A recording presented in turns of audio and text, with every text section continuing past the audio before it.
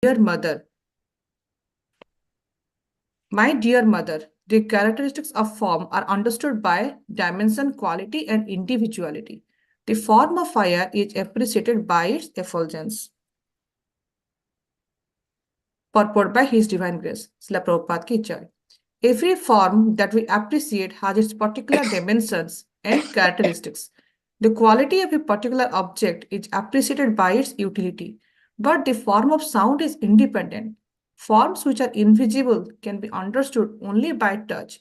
That is the independent appreciation of invisible form. Visible forms are understood by analytical study of their constitution. The constitution of a certain object is appreciated by its internal action. For example, the form of salt is appreciated by the interaction of salty taste, and the form of sugar is appreciated by the interaction of sweet taste. And qualitative constitution are the basic principles in understanding the form of an object.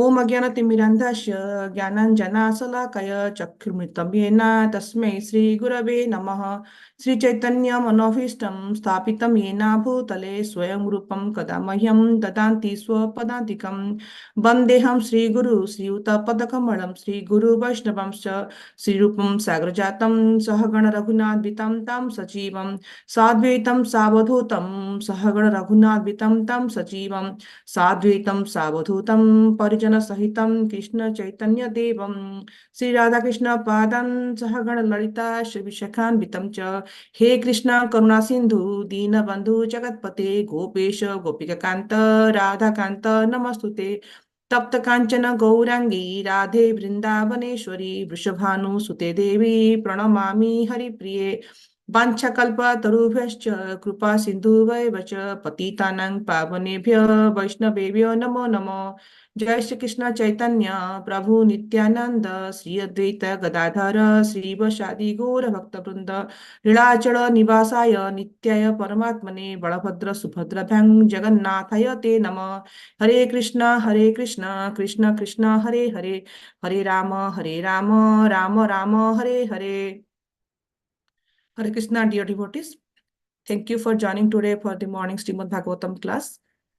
These days, we are talking about the material nature, how beautifully Sage Kapila is describing how the material universe is created and how the role of Supreme Personality of Godhead is there, basically the Sankhya philosophy, to Mother Devahuti. This is a totally analytical and scientific study how actually nature is created. On this, so many debates have been done. So my knowledge in this wonderful subject matter is both analytical and scientific is very limited. And Prabhupada has explained this purport very beautifully. But with my limited knowledge, with all of your blessings and guidance from Guru and Gauranga, I would like to glorify this particular verse with my limited capacity for my own purification. So anything here and there, I beg your forgiveness from beginning. So here we see that in this particular verse, Sage Kapila is saying that Dravya Akritibing Gunata Vyakti Samstha Bam. Basically, he's saying three things here. Dravya means a material object. Then what are the three characteristics? They are actually basically he's saying here Gunata, then Akritibam, then Vyakti Samsthapam. So what are the three things we are going, how we are basically identifying a matter or identifying an object? We're going to see deep in this verse when we go through it one by one. So this particular verse of the particular topic, we can say that this is scientific way of presentation of how different objects, both the gross and the subtle material objects, how they come into the manifestation. So Lord Kapila started earlier. We saw that in this chapter that he started from the subtle to gross. So earlier we saw that how false ego, mind, and intelligence manifested. Then says Kapila also discussed with his mother that how the gross elements and subtle elements, like for me, upper, nada, bayu, kham, sky, then mind, intelligence, false ego, how all these things are created. Like we say that the gross elements, right? They say that we can see them. Anything like we have to appreciate something, right? We have to basically appreciate by its form. Like it's a small thing, big thing, fat thing, lighter thing, like that we generally appreciate it. But sometimes, certain things are there we cannot see. It doesn't mean that if we are not seeing something, that doesn't mean that we cannot appreciate it. So we saw that now, we discussed now that anything gross material we appreciate by its form. The only difference is the visible form and the invisible form. So why Prabhupada is talking about a visible and invisible form in this purport? In the form of air and sky, they're not visible to us, but they are there. Without air and sky, we cannot, function, not even a single day, not single moment. But we cannot see them. How we see air and sky? Air and sky, but we don't see them with our eyes, but we see them with some different senses. So generally, a form is perceived through our eyes, like we can appreciate through our eyes. But it need not that we have to always appreciate by our eyes. This can be appreciated by different qualities also. So how we have seen earlier that how basically sound is produced from earth, basically from sky, basically sound is produced. Then how do we appreciate the space? So now then the sound function is there. Otherwise, we cannot appreciate it. Similarly, we cannot see the air. We can appreciate only air by the touch. Like the hot air is moving, cold air is moving. Nowadays, it is too cold here. We can appreciate by the touch factor only. So hum is appreciated by the sound or sabda aspect, and air or bayu is appreciated by the touch aspect or the sparsha aspect. The sound is already there. Now wind is blowing. So we say that yes, there is air. Now from the air, basically, fire is produced. So fire basically now is appreciated by three things. So we already have sound is there, sabda is there, sparsha is there. Now the rupa part is getting added here in the fire. So basically the rupa means basically form. This fire you can perceive by, Prabhupada says here, by the effulgence. From fire onwards, we see that the fire, water and earth, all the three basically they can be perceived or we can visualize them by their form. So water will contain one extra thing. We can see the water, right? Water is existing, water is flowing to the spring, water in the water filter. Like water can take any form. So we can appreciate also water by the form. But filter water, spring water, we cannot appreciate just like that. Water has a different thing to appreciate. Like the spring water, they say it is very good. So Krishna says that I'm the taste of water. So water, we can say that it is appreciated by the taste or the rasa. So though all these four things are there in the water basically we appreciate not by the form. So we appreciate water by the rasa. Any kind of liquid thing we appreciate by the rasa. So next from the water basically comes the earth. The earth basically we appreciate by the gandha or the fragrance aspect. So we see that the last three, basically what is the common thing? The common thing is form. The past two, like the ether and the air, there also form is there, but that form is in an invisible form. So form of sky is appreciated by sabda, form of air is appreciated by sparsha. Now Prabhupada is saying that fire is appreciated by the effulgence. And that is basically the form of fire. And form of water is appreciated by rasa or the taste. And form of appreciated by gandha or the smell. So we see that like rose flower, it smells differently. Jasmine, it smells differently. We cannot just say that yes, this is jasmine or this is rose or this is lotus. Yes, definitely color is there, small flower, big flower are there, but that's not how we do it. Like when we offer Krishna any garland, scented flowers are very so much values. Like so many flowers will be there, but if jasmine string is there or champak or some like no fragrant, or sometimes in America we get gardenia flowers, we run. There will be so many colorful flowers are there. Our pujaris will run towards a gardenia flower. Okay, this gardenia or Sugandhraj is there. Let's offer that to Krishna or Radharani. So Prabhupada here explains in the purport beautifully that every form that we appreciate has basically three things. So Prabhupada is saying here how to appreciate a form. Basically, a form is appreciated by the dimension. What is dimension in this verse? He is saying that by akritipam. Like we can say that this Prabhu is tall, this object is fat, this is a small, basically binocular, or this is very thin. Like anything, like suppose we prepare some sweet, we prepare small sweet, big sweet, small samosa, big samosa, like that, the requirements are there. So this goes by the dimension. So that is one way of appreciating a form. That is akriti basically. The next one is quality. Here in Kapila Muni is saying that basically this is gunata.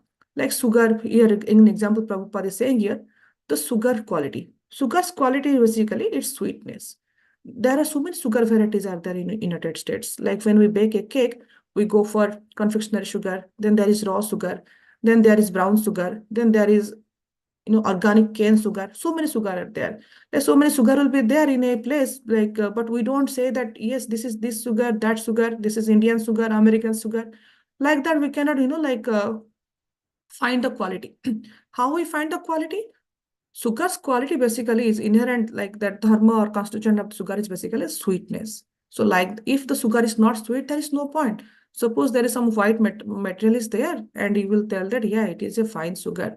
If it is not tasting sweet, what good is that sugar is? We cannot tell that it is sugar. Similarly, salt. Salt's quality or the constitution property makes it, fine, salty. Without a drop of salt, we cannot cook. So there are similarly, we see that there are iodized salt, northern salt, rock salt, then Tata salt. So many varieties of salt is there. So many salt will be there, but if the salt is one tasting salty, what good is the salt is? So the here Prabhupada is saying in the purport here that quality is very important or gunata is very important. It's not always that by looking at a form or dimension that you are going to appreciate a salt. Like there will be big size salt will be there, small size salt will be there. We don't appreciate while cooking, right? If you don't have anything like big salt, if you don't have, if small salt also is there, you can cook with a small salt because you just need a salty aspect of the salt. So, so this, if you see that the sugar and salt, again, like this material nature is so beautifully, like our Supreme Personal God has given us. If we see that salt and sugar, look-wise, both are same. Like if I remember, like something happened with me by my confusion. Like when our temple was, we were building the new temple, we had this community hall we had there, right? So we used to have this prayer, we used to have this like initially we were using it as a deity area. So this is they are itself were cooking, and our festival, everything was happening in that one hall only. That prayer hall was not there. So we were, since in the initial phase, we used to keep sugar and salt nearby, but it was not labeled like this. Now if you see, go to the community hall, we see very beautifully they are labeled now, sugar, salt. Earlier days it was not there. So somehow the salt was, that sugar was done. So the earlier pujari came, he has put salt in the sugar jar. So then after sometimes what happened, there was a some retreat was going on, some training was going on. So some of us, it was a winter time.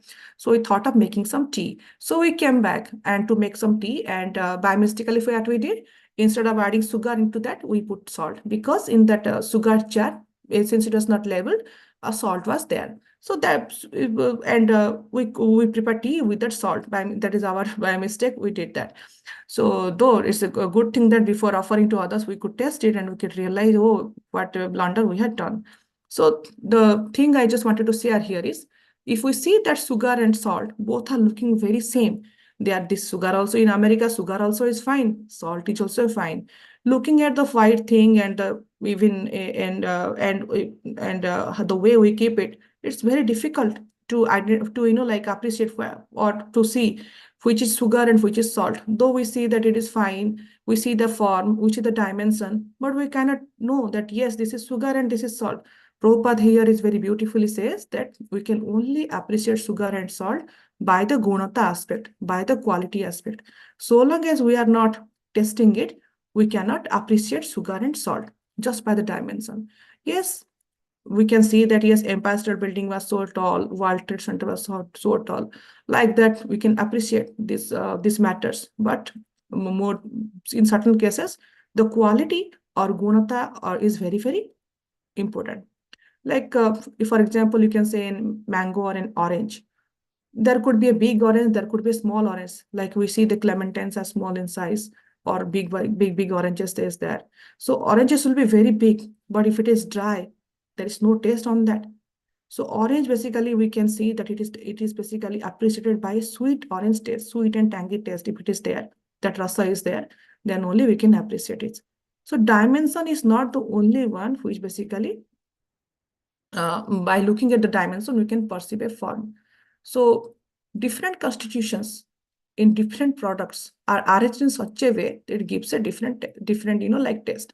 Same chemical composition. I mean, if we maybe if the chemical engineers are there, if they look into the chemical composition of salt or sugar, if the chemical bond and the ionic bond would be there, right? The way they are basically arranged, the taste becomes different. Same carbon, same hydrogen, same oxygen will be there, but the bonds, if you do here and there, like if you put extra carbon molecules or extra hydrogen molecules, the product becomes different. So the basically the constituent material what builds, that basically it makes the quality or the gunata aspect. So we see that here we are by appreciating wise or the perseverance of form wise, there are two things we are seeing here. One is the dimension, which is akruti, then another is the quality, which is the gunata. Next comes the individuality. Prabhupada says here, Vyakti Sansthabam. Like we see that how like different objects are there, right? So there are different ways we are perceiving them. Like air, we perceive it separately. Earth, we perceive separately. Sound also we perceive separately. So very beautifully here, Prabhupada is described in this particular verse here that there are many different ways to perceive different objects.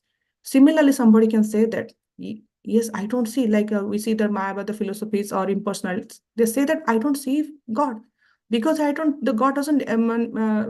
see God, so God doesn't exist because the form of the God they cannot see. So that's why they say that, no, I don't see it. So here, beautiful Prabhupada has explained that it doesn't mean that if something you don't see, that doesn't exist. Like air and sky we discussed earlier. They exist, they have a form, but that form is not visible to us. We have to, see them through different aspects or through different mediums. Like the flowers. Just like that, we know, like if you bring a flower in front of a blind person, by smelling only he can tell, not by touching, not by feeling it's a big flower, small flower, not that.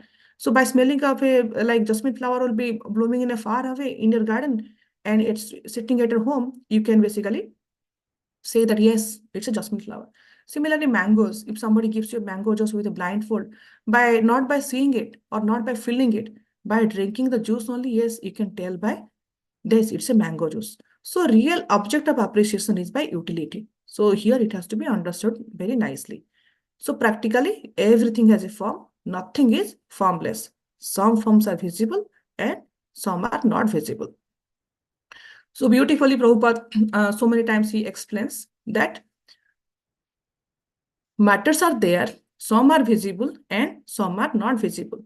Similarly, we saw that how impersonalists, they say that form of Krishna is not there, Krishna is formless. So that is an insensitive way of talking about it. So that's why in the beginning, when Sukadev Goswami, he was in the Canto 2, basically he is talking about the Virat Roop form. Like for the neophytes, when they cannot see or cannot appreciate Krishna's beautiful form, like sadhakas or the preachers or the acharyas, they can appreciate Krishna's beautiful form, Samusundara form they can appreciate. But the neophyte stage, it is very difficult to appreciate Krishna's form. So that's why basically our Ashadam in Canto 2 basically is talking about the Virat Roop. Virat Roop is basically is a universal form of the Lord. And this is basically an imagination for the material world. It has nothing to do with the spiritual world, but our Vyasadhamino or Sukadev Goswami is basically, he is talking about that for the neophyte, he can think about that. This is to showcase just the Lord has a form. So basically, he is basically in the Canto 2, he is describing that all the entire planetary system, how the Bhuloko, Tapaloko, then Bhuvaloko, all the planetary system basically are part and parcel of Krishna. Basically, he is describing that to Naradji, that the first planetary system, how Atara basically is there, it is his waist. Then Bitara basically goes to his thighs. Like that, basically he goes, and finally he says that the Patara basically Krishna's basically souls of the feet, something like that. Then he goes to Janaloko, Tapaloko as Krishna's head or brain. So like that, basically he's describing the Virat Roop. But what is the real form of the Lord? Our acharyas basically he is describing us. It is very difficult to see Krishna's beautiful form. We cannot just see Krishna's beautiful form. Why can't we see?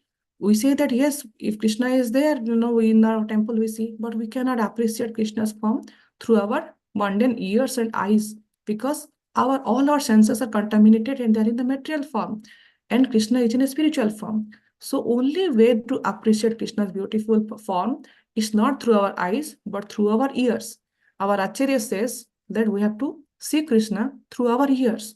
Our ears have to be spiritualized. Once our ears are spiritualized, all our senses will be slowly spiritualized. We have to eat prasadam so that our tongues will be spiritualized. Once our senses are spiritualized, then only we can appreciate the beautiful form of Krishna. So in Brahma Samhita, Lord Brahma is basically he's glorifying Krishna in a beautiful prayer. Like in our early morning prayer, Prabhupada has advised all of us to recite this.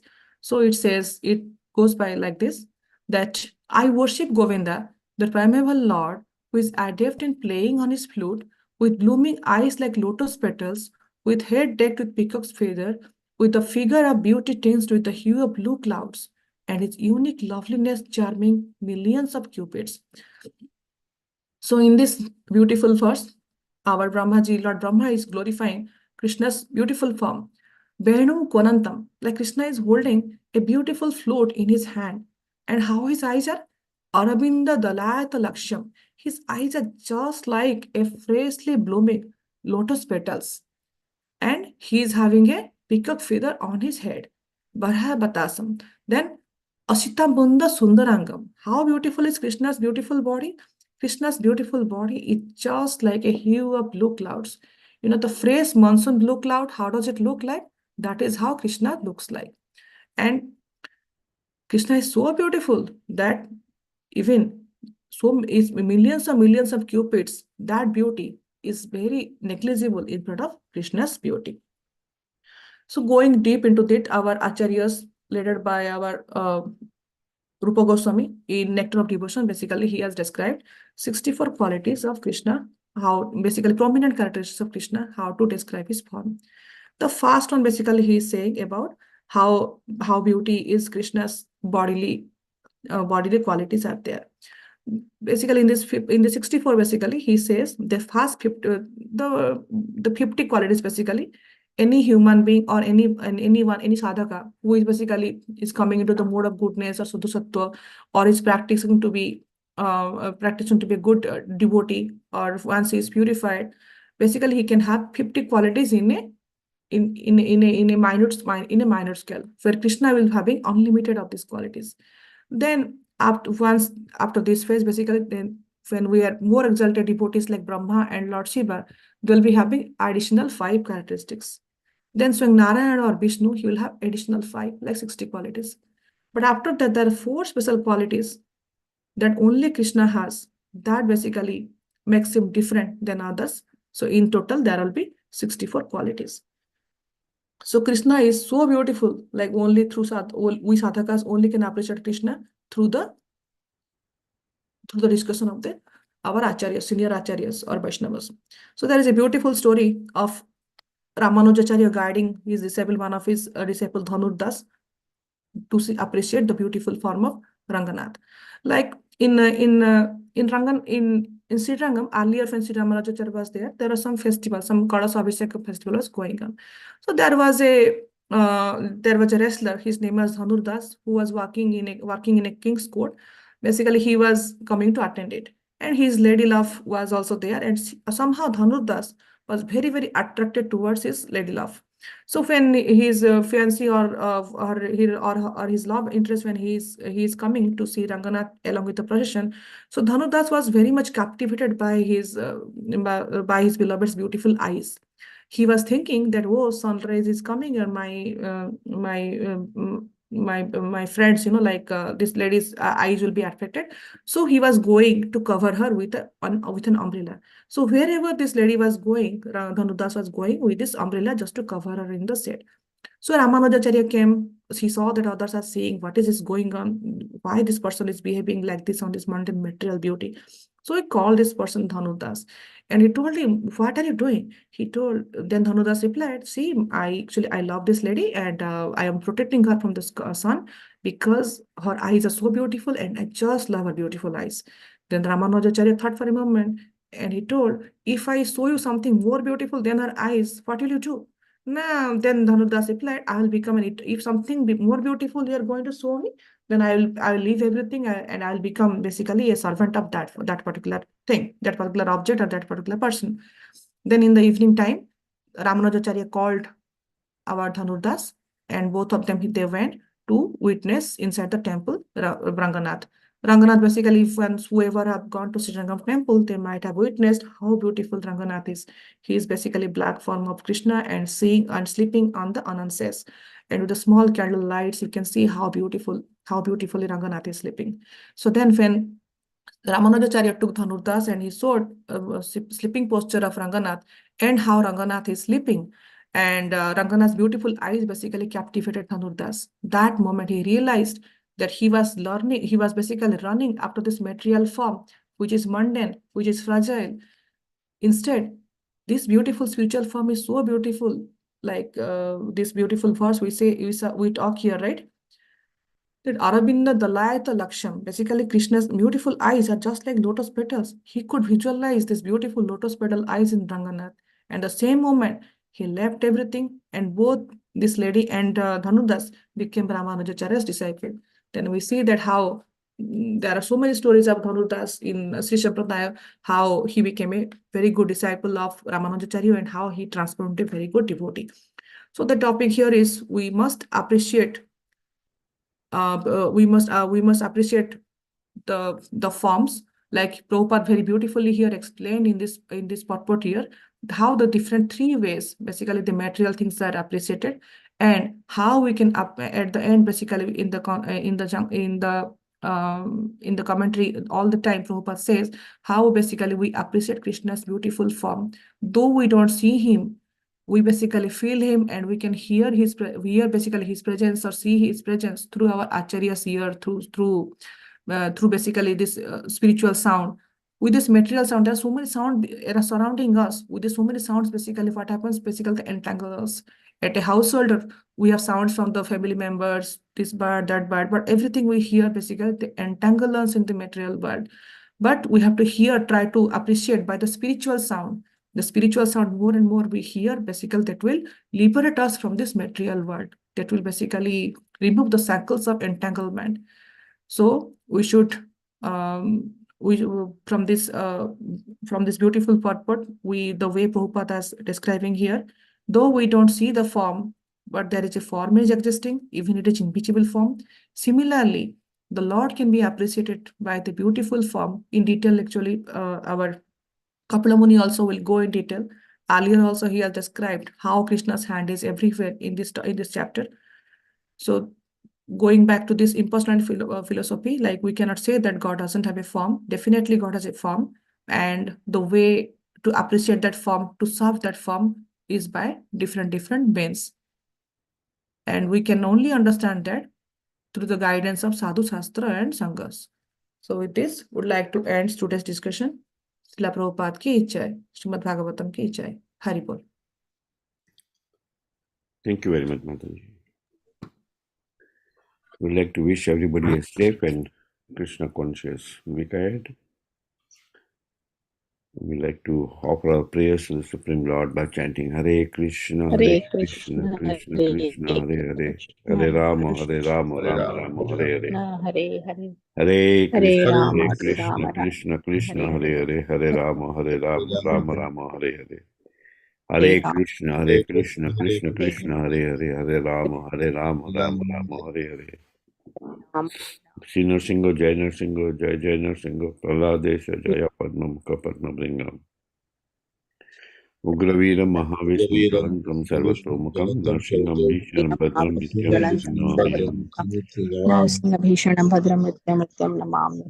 Narsinga Bhagwan ki jai.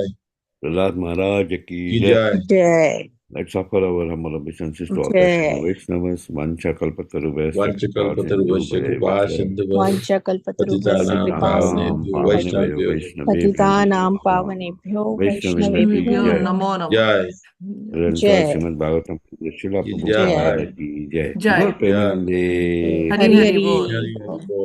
Thank you, Prem. Thank you, everybody. Thank you, everybody. Hare Krishna. Thank you, everybody. Hare Krishna. Hare Hare Krishna. Krishna. Welcome, welcome, Mataji. Hari Bol.